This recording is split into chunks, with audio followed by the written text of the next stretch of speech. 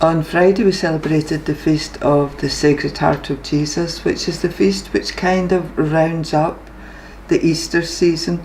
And it's quite a long season if you think the preparation of Lent, the Easter time, the Pentecost, Trinity, the body and blood of Christ. And all those feasts are about relationship, about how we relate to Christ, to God, but also how we relate to each other, who we are for each other, and in some ways who we are for ourselves, our relationship with ourselves. So the Sacred Heart seems to round it up perfectly because it's about love. How do we love? Who do we love? What do we love? And where do we put our energies, our loving energies, which we all have? But two things came to my mind as I was preparing the talk for today. One was the new encyclica of Pope Leo, which talks about magnificent humanity, how wonderful we are. And I'd just like to read a little bit from the encyclica. It's quite long. Our relationship with life seems to be in crisis today.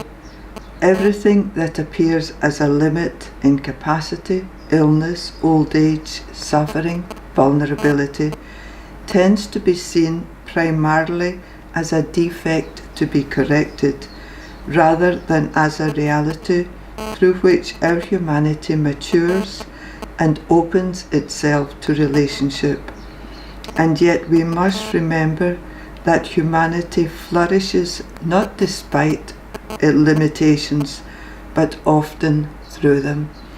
I really like this part of the encyclica because sometimes we're striving for perfection, but perfection is who we are. It's who we are with all our limitations, and it's through the limitations we grow, we overcome obstacles, we love. So I want to read you another quotation, and it's from, attributed to Pedro Arrupe, who was the General Superior of the Jesuits for many, many years.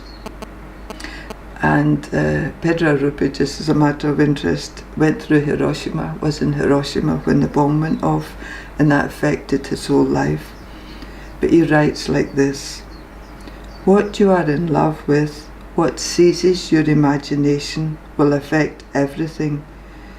It will decide what will get you out of bed in the morning, what you do with your evenings, how you spend your weekends, what you read, whom you know, what breaks your heart, and what amazes you with joy and gratitude.